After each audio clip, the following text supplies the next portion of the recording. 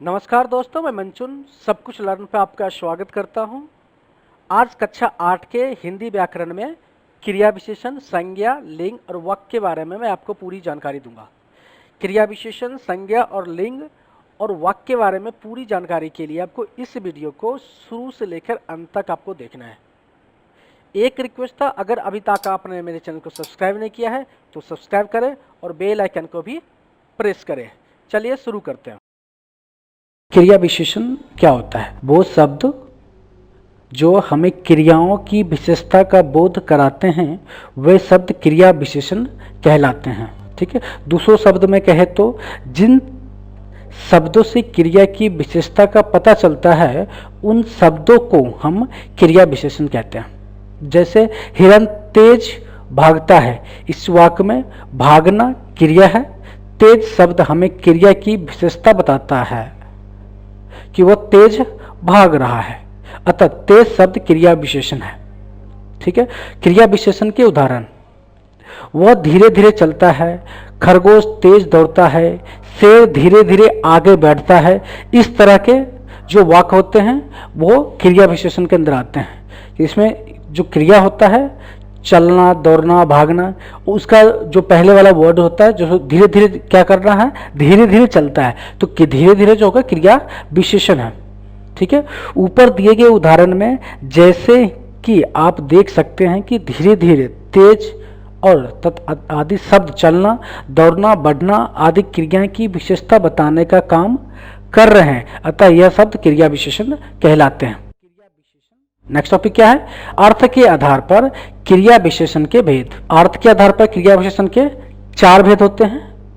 पहला कालवाचक क्रिया विशेषण, दूसरा रीतिवाचक क्रिया विशेषण, तीसरा स्थानवाचक क्रिया विशेषण और चौथा परिणामवाचक क्रिया विशेषण। आपको पता चल गया? अब आगे चलते हैं। वो क्रिया विशेषण जो क्रिया के होने के समय के बारे में बताते हैं उसे कालवाचक क्रिया विशेषण कहते हैं। अब काल मतलब समय होता है। ठीक है, सिंपल सी बात है, काल मतलब समय होता है। श्याम कल मेरे घर आया था, कल टाइम बता रहा है, कल समय बता रहा है, कल कब आया था, कल आया था। परसों बरसात होगी, परसों। मैंने सुबह खाना खाया था, कब खाना खाया था, सुबह में खाना खाया था।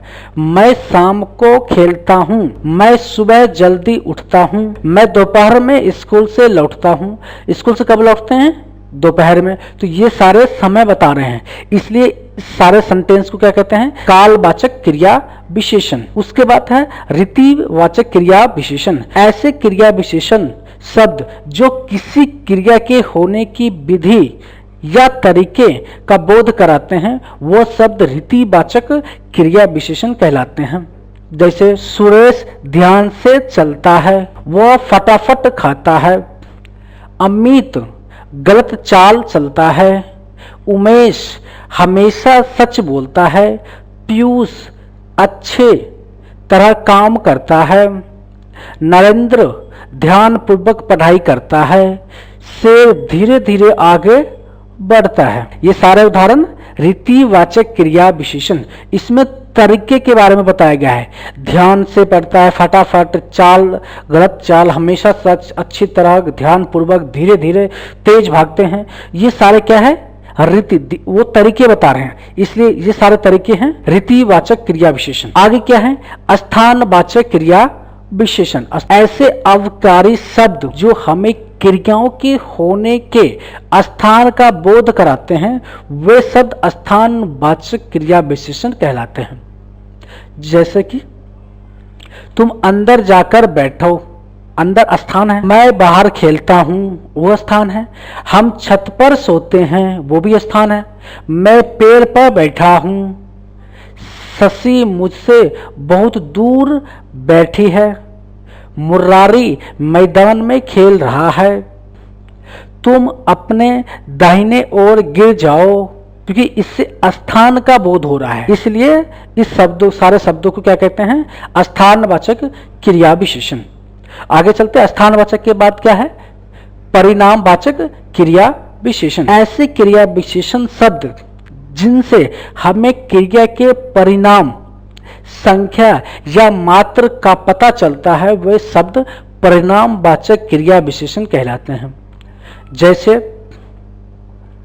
तुम थोड़ा अधिक खाओ, मात्रा है ना, संख्या है, अधिक मात्रा है, संख्या है। अमृत बहुत ज्यादा दौड़ता है, मोहन अधिक खाना खाता है, आयुष उसके दोस्त से ज्यादा पढ़ता है, अभी तक तुमने पर्याप्त नींद नहीं ली। इस तरह के जो अधिक, ज्यादा, पर्याप्त, इस तरह के जो शब्द होते हैं उसे परिणामवाचक क्रिया विशेषण कहते हैं। ठीक है, आगे चलते हैं। आगे क्या है? प्रयोग के आधार पर, वो क्या था? अर्थ के आधार पर क्रिया विशेषण के भेद। अब क्या है? प्रयोग के आधार पर क्रिया विशेषण के भेद। अब प्रयोग के आधार पर कितने क्रिया विशेषण के भेद होते हैं? 3 होते हैं। कौन कौन से? साधारण क्रिया विशेषण, संयोजक क्रिया विशेषण, अनुबंध क्रिया विशेषण। ठीक है, अब साधारण क्रिया विशेषण पे चलते हैं। साधारण क्रिया विशेषण क्या होता है? ऐसे क्रिया विशेषण शब्द जिनका प्रयोग वाक्य में स्वतंत्र होता है वे शब्द साधारण क्रिया विशेषण कहलाते हैं। जैसे अरे तुम कब आए, हाय यह क्या हो गया, अरे वो लड़का कहाँ चला गया। जो ये सारे उदाहरण हैं, इसमें क्या है? स्वतंत्र रूप से होता, अरे, वाह, हाय। तो इस तरह के जो शब्द होते हैं वो साधारण क्रिया विशेषण के अंतर्गत आते हैं। अब आगे चलते हैं। आगे क्या है? आगे जो है संयोजक क्रिया विशेषण। अब संयोजक क्रिया विशेषण किसे कहते हैं? जिन क्रिया विशेषणों का संबंध किसी उपवाक्य से होता है वह शब्द संयोजक क्रिया विशेषण कहलाते हैं। जैसे जहां तुम अभी खड़े हो वहां घर हुआ करता था, जहां तुम जाओगे वहीं मैं जाऊंगा, यहाँ हम चल रहे हैं वहां वो दौड़ रहे हैं। तो ये संयोग है, ऐसा नहीं। जहां तुम अभी खड़े हो वहां पहले घर था, इस तरह के ये संयोग बन रहा है। तो इस तरह के संयोग वाले शब्द जहां पे होते हैं उसे संयोजक क्रिया विशेषण कहते हैं। अगला क्या है टॉपिक? अनुबंध क्रिया विशेषण। ऐसे शब्द जो निश्चय के लिए कहीं भी प्रयोग कर लिए जाते हैं वे शब्द अनुबंध क्रिया विशेषण कहलाते हैं। जैसे यह काम तो गलत ही हुआ है, आपके आने भर की देरी है। ठीक है, तो ये सारे जो शब्द हैं ये सारे अनुबंध क्रिया विशेषण के उदाहरण हैं। अब अनुबंध क्रिया विशेषण के बाद कौन से हैं? रूप के आधार पर क्रिया विशेषण के भेद। पहला मूल क्रिया विशेषण, दूसरा स्थानीय क्रिया विशेषण, तीसरा यौगिक क्रिया विशेषण। अब चलते हैं मूल क्रिया विशेषण। मूल क्रिया विशेषण क्या होता है? ऐसे शब्द जो दूसरे शब्दों के मेल से नहीं बनते, यानी जो दूसरे शब्दों में प्रलय लगे बिना बन जाते हैं, वे शब्द मूल क्रिया विशेषण कहलाते हैं। जैसे पास, दूर, ऊपर, आज, सदा, अनाचार, फिर, नहीं, ठीक इत्यादि। ये सारे शब्द मूल क्रिया विशेषण के उदाहरण हैं। ठीक है, अब क्या है? स्थानीय क्रिया विशेषण। स्थानीय क्रिया विशेषण क्या होता है? स्थानीय क्रिया विशेषण ऐसे अन्य शब्द भेद जो बिना अपने रूप में बदलाव किए किसी विशेष स्थान पर आते हैं वे स्थानीय क्रिया विशेषण कहलाते हैं। जैसे कि वह अपना सिर पढ़ेगा, तुम दौड़कर चलते हो। ठीक है, ये स्थानीय क्रिया विशेषण के उदाहरण है। ठीक है, यौगिक क्रिया विशेषण। अब यौगिक क्रिया विशेषण क्या होता है? ऐसे क्रिया विशेषण जो किसी दूसरे शब्दों में प्रत्यय या पद आदि लगाने से बनते हैं, ऐसे क्रिया विशेषण यौगिक क्रिया विशेषण के श्रेणी में आते हैं। जैसे संज्ञा से यौगिक क्रिया विशेषण। अब संज्ञा से यौगिक क्रिया विशेषण कैसे हैं? सवेरे, श्याम, आ, जन्म, कर्मश, प्रेम पूर्वक, रात भर, मन से आदि। ये सारे ऐसे शब्द क्या कहते हैं? संज्ञा से, क्योंकि क्रिया विशेषण। दूसरा, सर्वनाम से कैसे बदलते हैं क्रिया विशेषण? जैसे यहाँ, वहां, अब, कब, इतना, उतना, जहां, जितने, जिससे इत्यादि जो शब्द होते हैं वो जो कि क्रिया विशेषण है मगर वो सर्वनाम से बने हुए हैं। विशेषण से क्रिया विशेषण कैसे बनाते हैं? चुपके, पहले, दूसरे, बहुआ, धीरे इत्यादि शब्द हैं, विशेषण से क्रिया विशेषण बन गए। क्रिया से क्रिया विशेषण कैसे बनाते हैं? खाते, पीते, सोते, उठते, बैठते, ये सारे क्रिया भी हैं और क्रिया विशेषण भी हैं। ठीक है, आई थिंक आपको पूरी क्रिया विशेषण के समझ में आ गया है। संज्ञा उस विकारी शब्द को कहते हैं जिससे किसी विशेष वस्तु, भाव और जीव के नाम का बोध हो, उसे संज्ञा कहते हैं। दूसरे शब्द में कहें तो किसी प्राणी, वस्तु, स्थान, गुण, भाव के नाम को ही संज्ञा कहते हैं। जैसे प्राणी के नाम में एग्जाम्पल लेता हूँ, मोर, घोड़ा, अनिल, किरण, जवाहरलाल नेहरू इत्यादि, ये सारे जो है ना प्राणी के नाम हैं। जैसे वस्तु के नाम में आते हैं, वस्तु के नाम में जैसे अनार, रेडियो, किताब, संदूक इत्यादि, ये वस्तु के नाम हैं।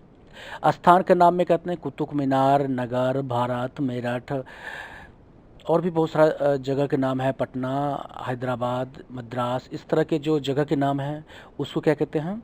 वो भी एक संज्ञा है। भाव के नाम को भी संज्ञा कहते हैं, जैसे वीरता, बुढ़ापा, मिठास इत्यादि। इस तरह के वस्तु के नाम, प्राणी के नाम, स्थान के नाम, भाव, गुण इत्यादि जिसका बोध हो उसको संज्ञा कहते हैं। ये डिफिनीशन में लिखा हुआ है, बाकी ये एग्जाम्पल्स हैं। ठीक है, आगे चलते हैं। आगे क्या है? संज्ञा के कितने प्रकार के होते हैं संज्ञा देखते हैं। संज्ञा कितने प्रकार के होते हैं? मुख्यतः ये 3 प्रकार की ही संज्ञा होती है, परंतु जातिवाचक संज्ञा के 2 और प्रकार होते हैं जिसकी वजह से संज्ञा के 2 और प्रकार बढ़ जाते हैं और इसके 5 प्रकार के होते हैं।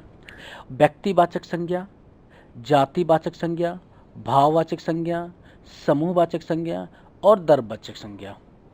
ठीक है, व्यक्तिवाचक संज्ञा, जातिवाचक संज्ञा, भाववाचक संज्ञा, समूहवाचक संज्ञा और द्रव्यवाचक संज्ञा। ठीक है, आगे चलते हैं। अब इसके जो टाइप हैं या जितने प्रकार के संज्ञा हैं उसके बारे में मैं बात करता हूँ आगे। व्यक्तिवाचक संज्ञा में क्या है? जिस शब्द से किसी एक वस्तु या व्यक्ति का बोध होता है उसे व्यक्तिवाचक संज्ञा कहते हैं।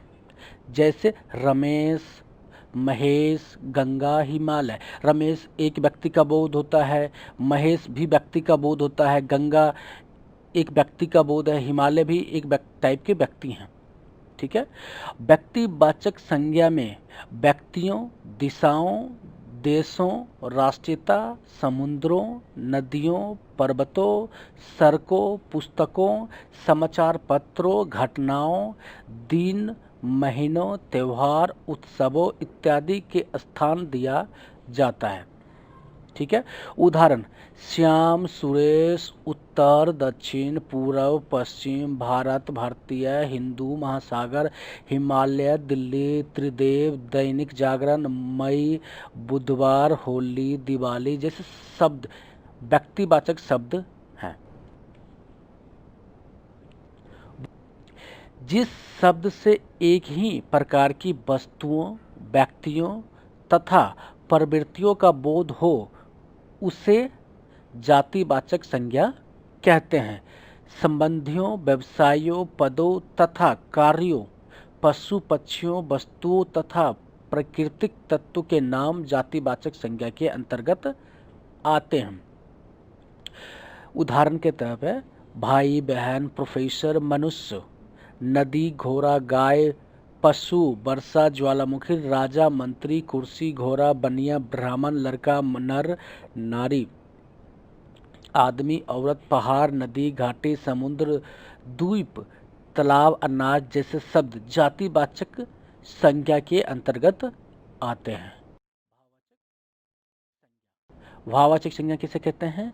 जिस शब्द से किसी व्यक्ति या वस्तु के गुण या धर्म, दशा तथा कार्य व्यापार का बोध होता है उसे भाववाचक संज्ञा कहते हैं। प्रत्येक पदार्थ का अपना एक स्वभाव होता है।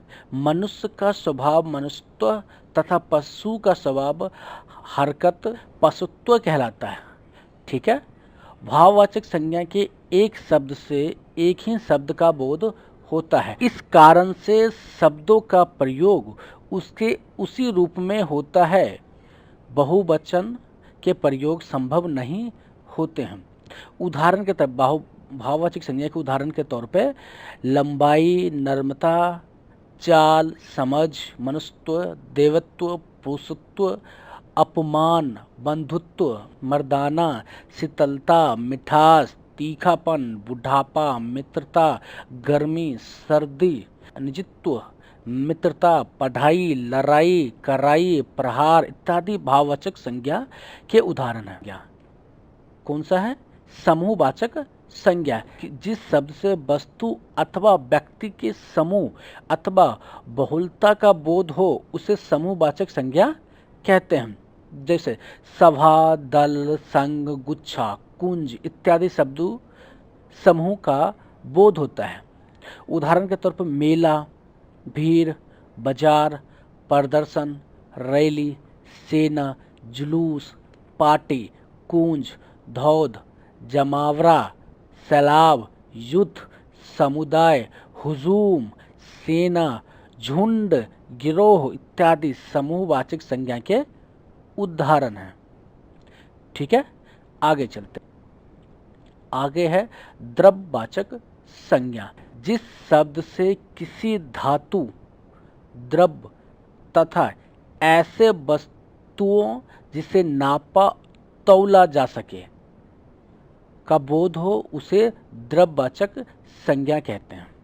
ठीक है, जैसे दूध, दही, सोना, चांदी, लोहा, लकड़ी, पानी, पित्तल, तांबा, तेजाब, शराब, घी, जल, खून, तेल, पारा इत्यादि शब्द जो है द्रव्यवाचक संज्ञा के उदाहरण हैं। ठीक है, ये हो गए पांचों संज्ञा के प्रकार। ठीक है, और आगे चलते हैं। अब थोड़ा सा ट्रांसफर कर लेते हैं। भाववाचक संज्ञा का निर्माण कैसे किया जाता है? जातिवाचक संज्ञा में दिया हो कोई शब्द तो उसको भाववाचक संज्ञा में ट्रांसफर करना है। जैसे बूढ़ा एक जातिवाचक संज्ञा है, बुढ़ापा भाववाचक संज्ञा हो गया, लड़का एक जातिवाचक संज्ञा है, लड़कपन एक भाववाचक संज्ञा है, मित्र एक जातिवाचक संज्ञा है, मित्रता भाववाचक संज्ञा है, मनुष्य जातिवाचक संज्ञा है, मनुष्यत्व भाववाचक संज्ञा है। विशेषण से भाववाचक संज्ञा कैसे बनाएंगे? गर्म ये विशेषण है, गर्मी भाववाचक संज्ञा है, मीठा विशेषण है, मिठास भाववाचक संज्ञा है, कठोर विशेषण है, कठोरता भाववाचक संज्ञा है, नर्म विशेषण है, नर्मता ये भाववाचक संज्ञा है। अब क्रिया से भाववाचक संज्ञा कैसे बनाएंगे? चढ़ना एक क्रिया है, चढ़ाई, पढ़ना पढ़ाई, रोना रुलाई, दौड़ना दौड़, ये सारे भाववाचक संज्ञा क्रिया से बनाया गया है। ठीक है, सर्वनाम से कैसे बनाते हैं भाववाचक संज्ञा? अपना, अपनाना, निज, निजित्व ये सर्वनाम था और इसको भाववाचक संज्ञा में का निर्माण किया गया। ठीक है, अवव्य से कैसे बनाते हैं भाववाचक संज्ञा? दूर, दूरी, समीप, समीपत्व इस तरह से आप भाववाचक संज्ञा का निर्माण कर सकते हैं। अगला क्या है? अगला देख लेते हैं। अगला है संज्ञा का रूप परिवर्तन। संज्ञा के प्रयोग में कभी कभी परिवर्तन भी होता है। जातिवाचक संज्ञा व्यक्तिवाचक संज्ञा के रूप में, व्यक्तिवाचक संज्ञा जातिवाचक संज्ञा के रूप में तथा भाववाचक संज्ञा का जातिवाचक संज्ञा के रूप में प्रयोग देखने को मिलता है। संज्ञा का रूप परिवर्तन जैसे जातिवाचक संज्ञा हो वो व्यक्तिवाचक संज्ञा में कभी कभी हो जाता प्रयोग, और व्यक्तिवाचक संज्ञा का जो अगर हो तो जातिवाचक संज्ञा में हो जाता प्रयोग, तथा भाववाचक संज्ञा में हो तो जातिवाचक में हो जाता प्रयोग कभी कभी। वो उदाहरण के लिए मैं बताता हूँ। जैसे देवी एक जातिवाचक संज्ञा है, से दुर्गा बना दो तो दुर्गा एक व्यक्तिवाचक संज्ञा है, गोस्वामी एक जातिवाचक संज्ञा है, तुलसी एक तुलसीदास गोस्वामी तो जातिवाचक संज्ञा है और तुलसीदास व्यक्तिवाचक संज्ञा, भीम व्यक्तिवाचक संज्ञा है। इसका प्रयोग कहीं जगह वीर के रूप में भी होता है, तो ये वीर जो होता है, भीम मतलब वीर होता है, वीर जातिवाचक संज्ञा के रूप में प्रयोग होता है। पहलवान भाववाचक संज्ञा है, इसका प्रयोग वस्त्र जातिवाचक संज्ञा में होता है। संज्ञा के रूप लिंग, वचन तथा कारक चिन्ह के रूप में बदलते हैं। जैसे लड़का खाता है, लड़की खाती है, लिंग के आधार पर भी संज्ञा का परिवर्तन हो गया। लड़का खाता है, लड़के खाते हैं, वचन के आधार पर परिवर्तन हो गया। इसमें एक वचन है, लड़का एक है, बहुवचन हो गए लड़के। लड़का लिंग है, पुरुष लिंग है, और लड़की स्त्रीलिंग है। लड़का खाना खाता है, लड़के ने खाना खाया, कारण चिन्ह के आधार पर परिवर्तन हो गया संज्ञा का। आपने देखिए संज्ञा के रूप परिवर्तन आपने देख लिया। आगे चलते हैं। आगे संज्ञा के पहचान क्या है, अब संज्ञा के पहचान बताते हैं। कुछ संज्ञा शब्द प्राणीवाचक होता है, तो कुछ संज्ञा शब्द अप्राणीवाचक। कुछ शब्द गणनीय होता है, तो कुछ शब्द अगणनीय है। अब प्राणीवाचक क्या होता है, वो शब्द जिससे किसी सजीव वस्तु का बोध हो, जिसमें प्राण हो, उसे प्राणीवाचक संज्ञा कहते हैं। जो सजीव वस्तु होता है उसे प्राणीवाचक संज्ञा कहते हैं, जो निर्जीव वस्तु होता है उसे अप्राणीवाचक संज्ञा कहते हैं। अब प्राणीवाचक संज्ञा में लड़का, गाय, रमेश। लड़का सजीव है, गाय एक सजीव जानवर है, और रमेश एक आदमी का नाम है, इसका मतलब वो भी सजीव है। ये सारे सजीव हैं, इसलिए प्राणीवाचक संज्ञा में आते हैं। अप्राणीवाचक में, जिसमें असजीव को, जिस वस्तु में प्राण ना हो, वो अप्राणीवाचक संज्ञा कहलाती है। जैसे मेज, रेलगाड़ी, मकान, पुस्तक, पर्वत, ये सारे जो हैं अप्राणीवाचक संज्ञा हैं, ये सजीव नहीं है। ठीक है, ये सारे निर्जीव आइटम को, निर्जीव वस्तु को अप्राणीवाचक संज्ञा कहते हैं, सजीव वस्तु को प्राणीवाचक संज्ञा कहते हैं। अब चलते हैं गणनीय पे। गणनीय जिस व्यक्ति, वस्तु, पदार्थ आदि की गणना की जा सकती है, वह शब्द गणनीय कहलाएगा। गिनती हो सके, जिसको हम तौल सके, या जिसको हम 100 लड़के हैं, 500 लड़के हैं, पुस्तक 500 पुस्तकें हैं, भवन 400 भवन हैं, गाय 350 गाय हैं, केले 2 दर्जन हैं। ठीक है। अगणनीय संज्ञा जिस व्यक्ति, वस्तु, पदार्थ आदि की गणना नहीं की जा सकती है, उसकी संख्या ज्ञात नहीं की जा सकती है, वो शब्द अगणनीय संज्ञा कहलाएगा। जैसे दूध, पानी गिनो, नहीं गिन सकते, हवा गिनो, नहीं गिन सकते, मित्रता गिनो, नहीं गिन सकते हो। तो इस तरह के जो संज्ञा होते हैं अगणनीय होते हैं। ठीक है, आगे चलते हैं। लिंग क्या है? संज्ञा के जिस रूप से व्यक्ति या वस्तु की नर या मादा जाति का बोध हो, उसे हिंदी व्याकरण में लिंग कहते हैं। दूसरे शब्द में कहें तो संज्ञा शब्द के जिस रूप से उसके पुरुष या स्त्री जाति होने का पता चलता है, उसे लिंग कहते हैं। या सरल शब्दों में कहें, शब्द की जाति को लिंग कहते हैं। पुरुष जाति जैसे बैल, बकरा, मोर, मोहन, लड़का आदि। स्त्री जाति जैसे गाय, बकरी, मोरनी, मोहनी, लड़की आदि।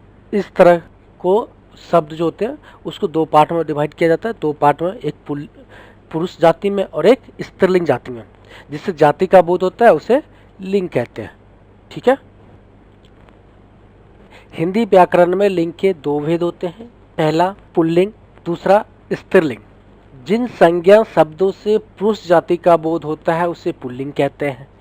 जैसे सजीव में आ जाते हैं तो कुत्ता, बालक, खटमल, पिता, राजा, घोड़ा, बंदर, हंस, बकरा, लड़का इत्यादि। ये सजीव जाति में पुल्लिंग के पार्ट हैं। निर्जीव पदार्थ में देखें, मकान, फल, नाटक, लोहा, चश्मा इत्यादि, ये भी पुल्लिंग के हैं। भाववाचक में देख लेते हैं, भाव में दुख, लगाव, तो इस तरह के जो शब्द आते हैं वो पुल्लिंग के हैं। दूसरा क्या है? स्त्रीलिंग। स्त्रीलिंग क्या होता है? जिस संज्ञा शब्द से स्त्री जाति का बोध होता है उसे स्त्रीलिंग कहते हैं। जैसे सजीव में देख लेते हैं, माता, रानी, घोड़ी, कुतिया, बंदरियां, हंसनियां, लड़कियां, बकरियां, जू इत्यादि। ठीक है। अब निर्जीव पदार्थ में देख लेते हैं, सुई, कुर्सी, गर्दन इत्यादि। भाव में देख लेते हैं, लज्जा, बनावट इत्यादि। इस तरह के जो शब्द आते हैं वो स्त्रीलिंग के अंदर आते हैं। ठीक है, आगे चलते हैं। आगे क्या है,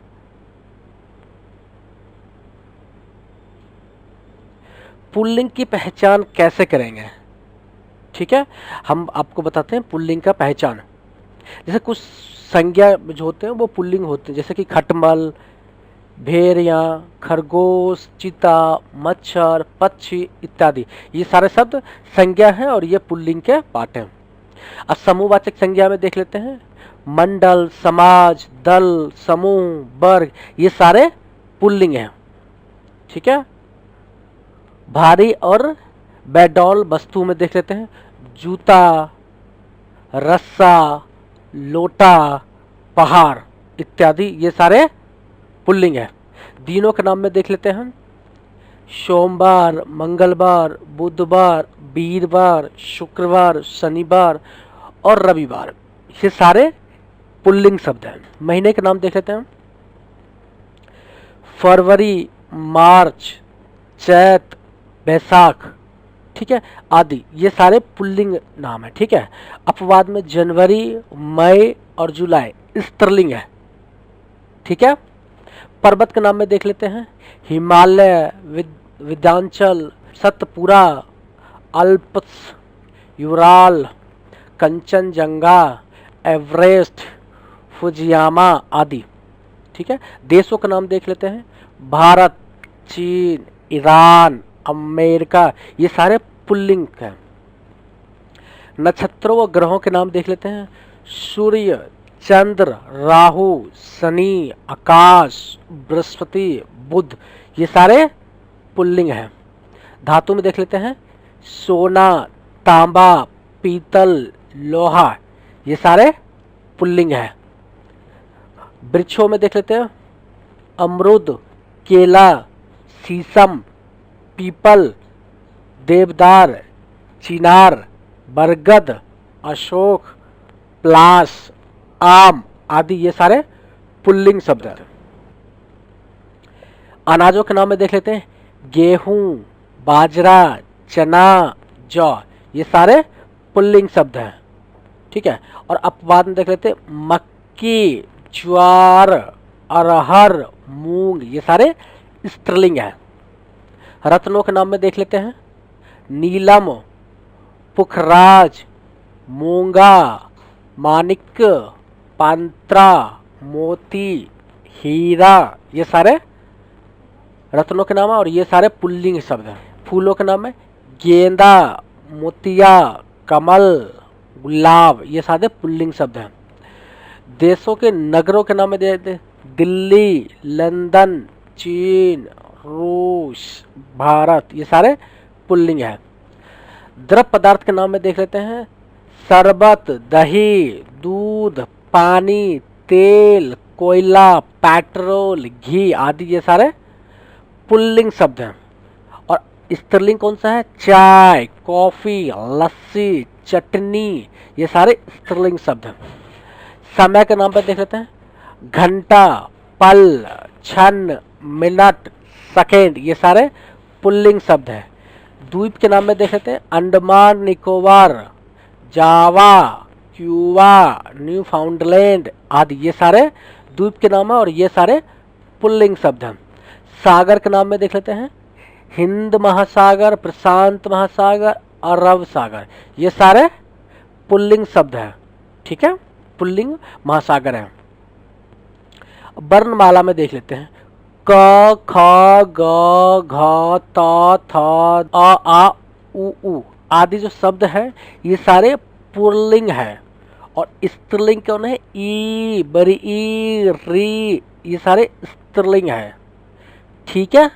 शरीर के अंग के बारे में देख लेते हैं, कौन सा शब्द पुल्लिंग है, कौन सा शब्द स्त्रीलिंग है। देख लेते हैं, हाथ, पैर, गला, अंगूठा, कान, सिर, मस्तक, मुंह, घुटना, हृदय, दांत, ये सारे पुल्लिंग है।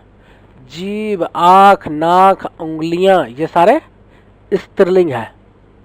ठीक है, आगे चलते हैं।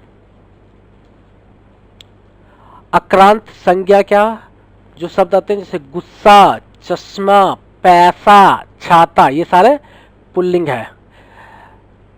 दान, खाना, बाला आदि ये अंत में होने वाला है। जो अधिकतर शब्द पुल्लिंग होते हैं जैसे खानदान, पिकदान, दवाखाना, जेल खाना, दूध वाला, घी वाला, ये सारे पुल्लिंग शब्द हैं। ठीक है, आव, पा, पन, क, त, आबा तथा औरा से अंत होने वाली संज्ञा पुल्लिंग होते हैं। जैसे औ से जैसे खेल, रेल, बाग, हार, यंत्र। आ से जैसे लोटा, मोटा, छोटा, घोटा, घोरा, हीरा इत्यादि। आप से जैसे पुलबाव, द्वाराव, बहाव, फैलाव, झुकाव। पा से बुढ़ापा, मोटापा, पुजापा, इस तरह से जो शब्द होते हैं वो पुल्लिंग के में आता है। पन से देख लेते हैं लड़कपन, अपनापन, बचपन, सीधापन, टेढ़ापन। तो ये सारे शब्द जो हैं वो पन से होता है, जिसके लास्ट में पन होता है, और ये पुल्लिंग होता है। क में देख लेते हैं लेखक, गायक, बालक, नायक इत्यादि, ये सारे शब्द पुल्लिंग होते हैं। तो से देख लेते हैं ममत्व, पुरुषत्व, स्त्रीत्व, मनस्वत्व, ये सारे शब्द पुल्लिंग के अंदर आता है। आवा में देख लेते हैं हुलावा, छलावा, दिखावा, चढ़ावा इत्यादि, ये शब्द है पुल्लिंग है। ठीक है, औरा से देख लेते हैं पकौड़ा, हथौड़ा, तो ये सारे शब्द जो होते हैं ना पुल्लिंग होता है। मच्छर, गेंडा, कौवा, भालू, तोता, गिदर, जिराफ, खरगोश, जेवरा आदि सदैव पुल्लिंग होते हैं। ठीक है, कुछ प्राणीवाचक शब्द जो सदैव पुरुष जाति का बोध कराते हैं जैसे बालक, गिद्दर, कौवा, कवि, साधु इत्यादि, ये सारे पुल्लिंग होते हैं। ठीक है, आपने देख लिया पुल्लिंग कैसे पहचान सकते हैं। 25 रूल मैंने बताया है, वो 2500 आपको याद हो जाएगा, तो आप पुल्लिंग आसानी से आप समझ सकते हैं। आप चलते हैं स्त्रीलिंग के बारे में।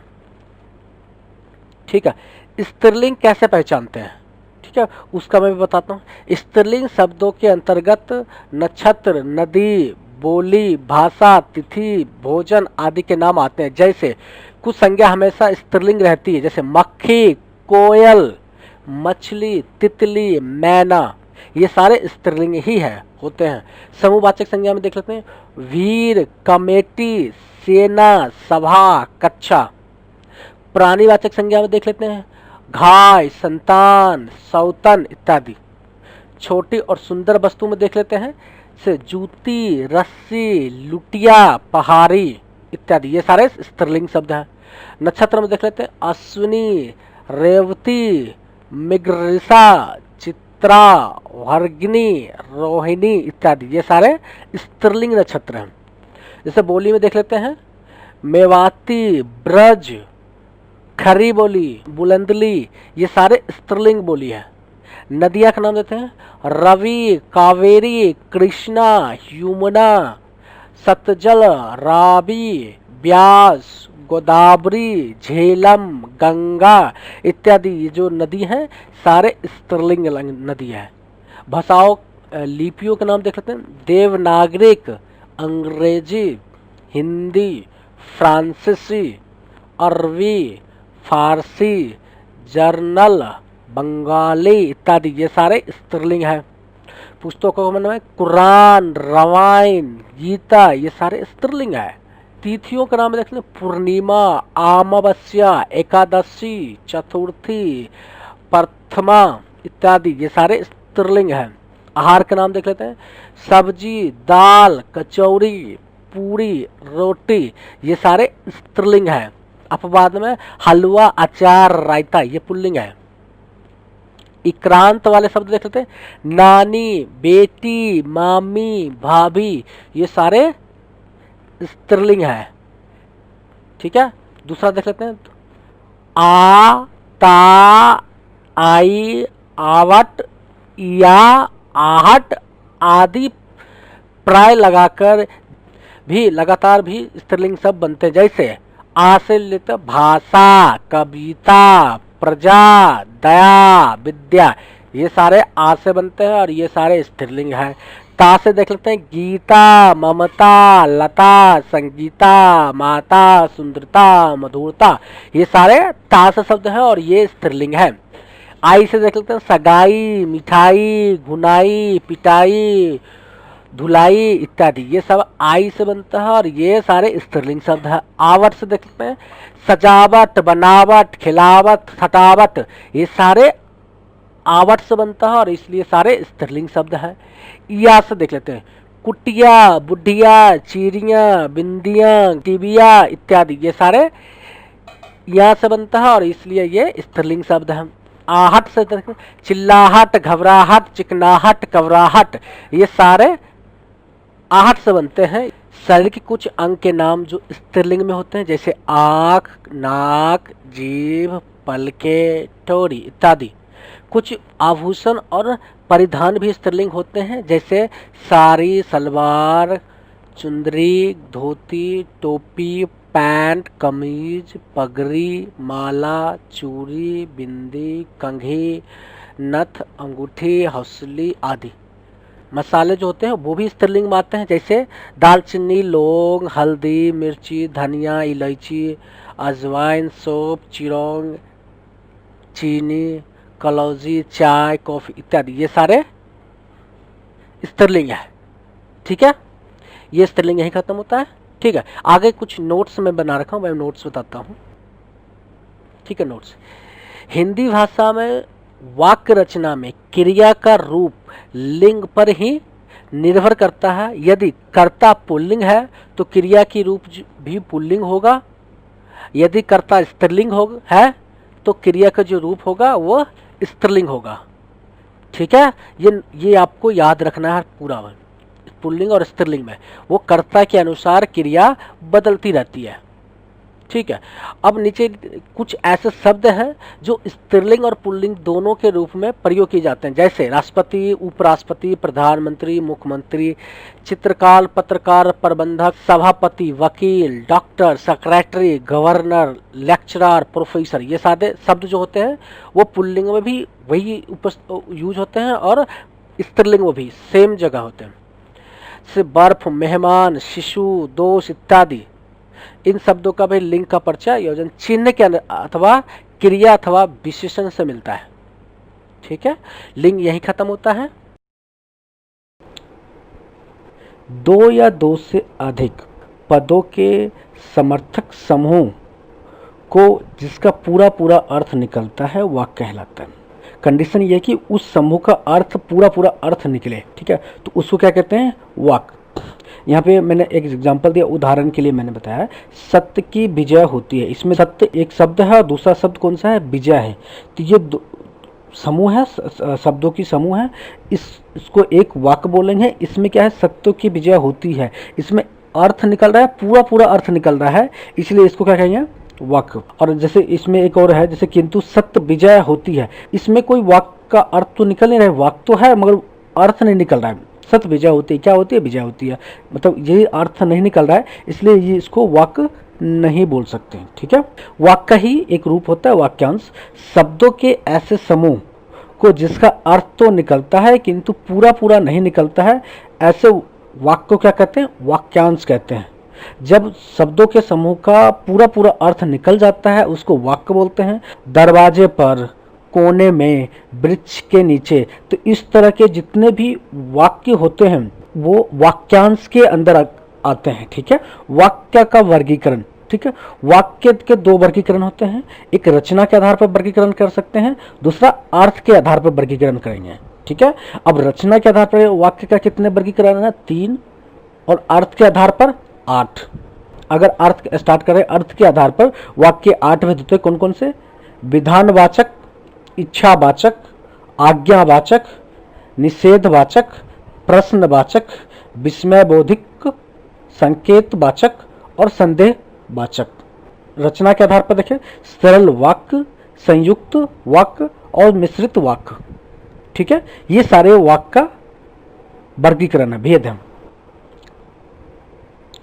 विधानवाचक वाक्य, ऐसे वाक्य जिनसे किसी काम के होने या किसी के अस्तित्व का बोध हो, वह वाक्य विधानवाचक वाक्य कहलाता है। विधानवाचक वाक्य को विधिवाचक वाक्य भी कहते हैं।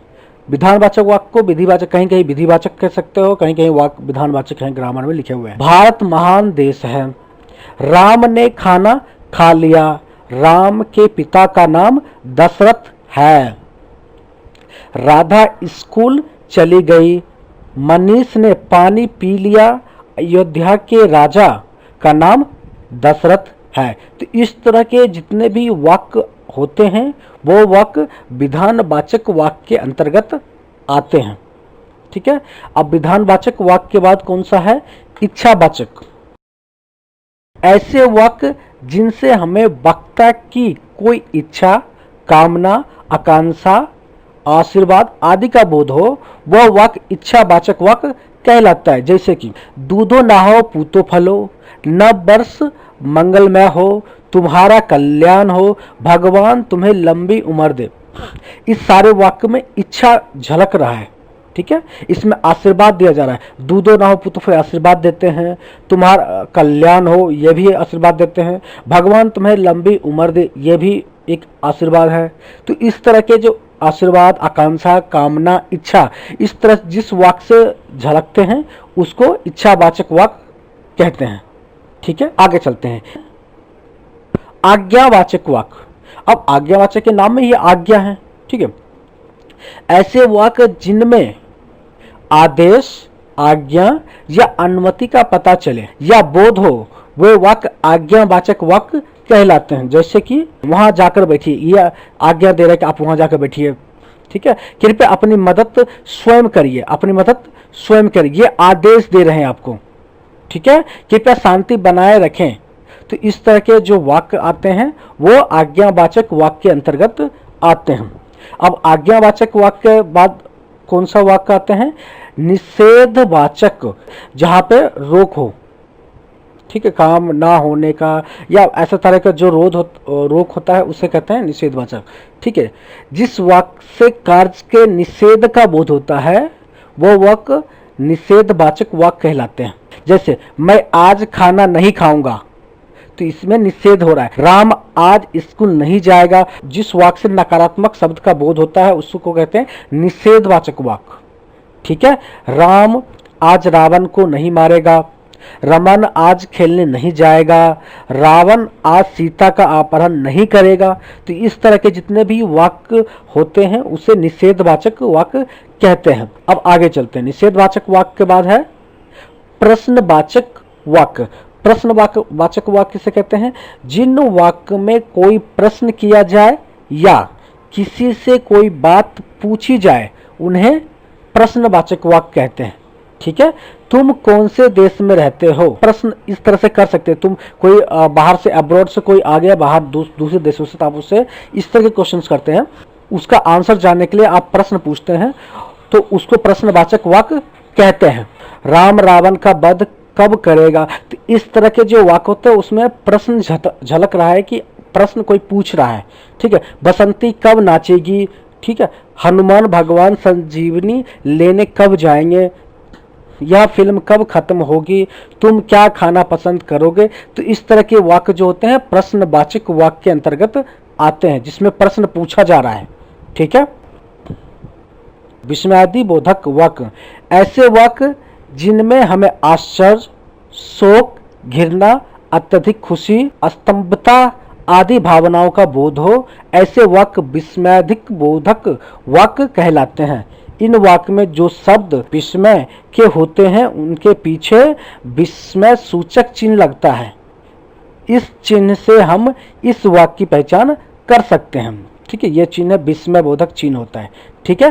ओह कितनी ठंडी रात है, बल्ले हम जीत गए, कहाँ भारत जीत गया, अरे तुम लोग कब पहुंचे। तो इस तरह के जो वाक्य आते हैं विस्मयादि बोधक वाक्य कहलाते हैं। ठीक है। आगे है संकेतवाचक वाक्य। वे वाक्य जिनसे हमें एक क्रिया या का दूसरी क्रिया पर निर्भर होने का बोध हो, ऐसे वाक्य को क्या कहते हैं? संकेतवाचक वाक्य। ठीक है, अगर तुम परिश्रम करते तो आज सफल हो जाते, तो एक क्रिया कौन सा? परिश्रम करना, दूसरा क्या? सफल, एक दूसरे पर निर्भर है यहाँ पे।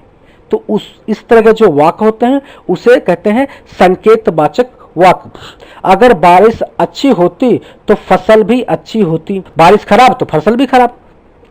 अगर आज तुम जल्दी उठ जाते तो स्कूल के लिए लेट नहीं होते, मतलब जल्दी उठेंगे तभी तो स्कूल जा पहुंचेंगे, नहीं तो लेट होंगे। तो एक दूसरे पर निर्भर, एक दूसरे पर जो क्रियाएं निर्भर होता है, इस तरह के जो भी वाक्य होते हैं उसे कहते हैं संकेतवाचक वाक्य। ठीक है, अब चलते हैं आगे। संदेहवाचक वाक्य किसे कहते हैं? ऐसे वाक्य जिनसे हमें किसी प्रकार के संदेह या संभावना का बोध होता है, वह वाक्य संदेहवाचक वाक्य कहलाते हैं। जैसे आज सुबह तेज बारिश हो सकती है, होगी नहीं, हो सकती है।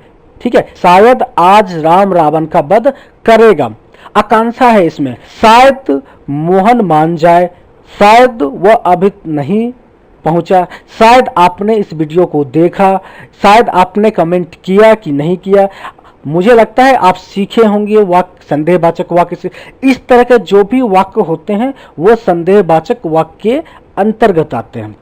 ठीक है, अब रचना के आधार पर देख लेते हैं। ठीक है, अब रचना के आधार पर वाक्य का 3 प्रकार है। अब पहला पर देख लेते हैं, कौन सा है?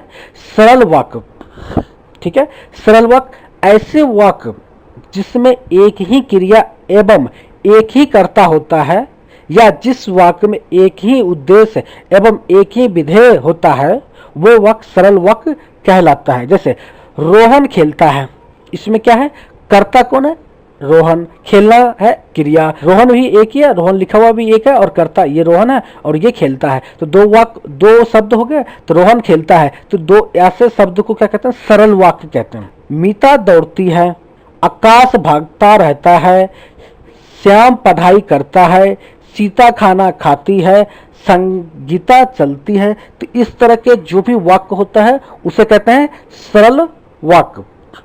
ठीक है, सरल वाक्य के बाद कौन सा वाक्य है? संयुक्त वाक्य देख लेते हैं हम। ऐसे वाक्य जिसमें 2 या 2 से अधिक उपवाक्य हो एवं सभी उपवाक्य प्रधान हो, ऐसे वाक्य को संयुक्त वाक्य कहते हैं। जैसे वह सुबह गया और शाम को लौट आया, इसमें सभी वाक्य जो उपवाक्य प्रधान है, वह सुबह गया, ठीक है, शाम को लौटा। तो इसमें से कोई भी एक वाक्य को हटा देंगे तो इसका मीनिंग खराब हो जाएगा। ठीक है, तो ऐसे जो शब्द होते संयुक्त वाक्य। दिन ढल गया और अंधेरा बढ़ने लगा, प्रिया बोला पर असत्य नहीं, मैंने बहुत परिश्रम किया इसलिए सफल हो गया, मैं बहुत तेज दौड़ा फिर भी ट्रेन नहीं पकड़ पाया। तो इस तरह के जो भी वाक्य होते हैं वो संयुक्त वाक्य होते हैं। ठीक है, अब आगे चलते हैं। संयुक्त वाक्य के कितने भेद होते हैं? संयुक्त वाक्य के 4 प्रकार के होते हैं। कौन कौन से? संयोजक, विभाजक, विकल्प सूचक और परिणाम बोधक। ठीक है, अब संयोजक वाक्य किसे कहते हैं? जब एक साधारण वाक्य दूसरे साधारण या मिश्रित वाक्य से संयोजक अवयव द्वारा जुड़ा होता है तो उसे कहते हैं संयोजक वाक्य। जैसे गीता गई और सीता आई, संयोग वाक्य जो भी होता है उसे संयोजक वाक्य कहते हैं। दूसरा क्या है? विभाजक।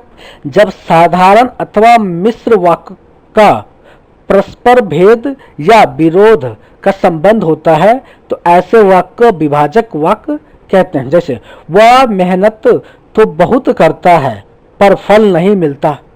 ठीक है, मेहनत करने के बावजूद फल नहीं मिलता है, तो ये मिश्रित वाक्य के अंतर्गत आते हैं। और साधारण वाक्य भी है, मतलब इस दोनों को अलग अलग भी है, तो इसको विभाजन कर रहा है। पर सफल नहीं होना, सफल होना एक अलग, सफलता मिलना एक अलग वाक्य है, मेहनत करना एक अलग वाक्य है। दोनों को मिला के दोस्तों एक दूसरे को संयुक्त कर दिया, एक दूसरे पर आश्रित भी कर दिया, तो इसको कहते हैं विभाजक।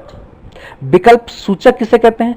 जब दो बातों में से किसी एक को स्वीकार करना होता है तो वैसे वाक्य को विकल्प सूचक, जैसे 4-5 विकल्प दिया हुआ है, उसमें से एक विकल्प को चूज करना है, तो उसे उस तरह के वाक्य को क्या कहते हैं? विकल्प सूचक वाक्य। जैसे या तो उसे मैं अखाड़े में पछाड़ूंगा या अखाड़े में उतरना ही छोड़ दूंगा। ठीक है, इसमें से 2 विकल्प, वो पछाड़ देगा, उसको हरा देगा अखाड़े में, या वो अखाड़ा छोड़ देगा। दोनों में से एक विकल्प है, विकल्प सूचक वाक्य कहते हैं। ठीक है। परिणाम बोधक, जब एक साधारण वाक्य दूसरे साधारण या मिश्रित वाक्य का परिणाम होता है तो उसे परिणाम बोधक वाक्य कहते हैं। जैसे आज मुझे बहुत काम है इसलिए मैं तुम्हारे पास नहीं आ सकूंगा। तो इस तरह के वाक्य को क्या कहते हैं? परिणाम बोधक। ठीक है, चलते हैं तीसरे पे। तीसरा कौन सा है? मिश्रित वाक्य। ऐसे वाक्य जिनमें सरल वाक्य के साथ साथ कोई दूसरा उपवाक्य भी हो, वो वाक्य मिश्रित वाक्य कहलाते हैं। मिश्रित वाक्य की रचना एक से अधिक ऐसे साधारण वाक्यों से होती है जिनमें एक प्रधान वाक्य होता है एवं दूसरा वाक्य आश्रित वाक्य होता है। ठीक है, आश्रित होता है। ठीक है, तो उसे क्या कहते हैं? मिश्रित वाक्य। जो औरत वहां बैठी है वह मेरी माँ है, जो लड़का कमरे में बैठा है वह मेरा भाई है, यदि परिश्रम करोगे तो उत्तीर्ण हो जाओगे, मैं जानता हूं कि तुम्हारे अक्षर अच्छे नहीं बनते। तो इस तरह के जो भी वाक्य होते हैं मिश्रित वाक्य कहते हैं। ठीक है, मिश्रित वाक्य कितने भेद होते हैं? मिश्रित वाक्य के 3 भेद होते हैं, 3 प्रकार के मिश्रित वाक्य होते हैं। जैसे संज्ञा उपवाक्य, विशेषण उपवाक्य और क्रिया विशेषण उपवाक्य। संज्ञा उपवाक्य किसे कहते हैं? जब आश्रित उपवाक्य किसी संज्ञा अथवा सर्वनाम के स्थान पर आता है तब वह संज्ञा उपवाक्य कहलाता है। यहां मैं कभी नहीं आऊंगा। ठीक, यहां मैं कभी नहीं आऊं। विशेषण वाक्य, जो आश्रित उपवाक्य मुख्य उपवाक्य की संज्ञा शब्द अथवा सर्वनाम शब्द की विशेषता बताता है, विशेषण उपवाक्य कहलाता है। जैसे कि जो घड़ी मेज पर रखी है वह मुझे पुरस्कार स्वरूप मिली है। क्रिया विशेषण उपवाक्य, जब आश्रित उपवाक्य प्रधान उपवाक्य की क्रिया की विशेषता बतलाता है तब वह क्रिया विशेषण उपवाक्य कहलाता है। जैसे जब वह मेरे पास आया तब मैं सो रहा था। ठीक है, मैंने वाक्य के सारे टॉपिक कवर कर दिया। ठीक है, अगर वीडियो आपको अच्छा लगा तो इसे लाइक करें और शेयर जरूर करें। वाक्य के बारे में यदि आपका कोई भी सवाल या सुझाव हो तो आप कमेंट बॉक्स में लिख सकते हैं। ठीक है, इस वीडियो को देखने के लिए आपको धन्यवाद।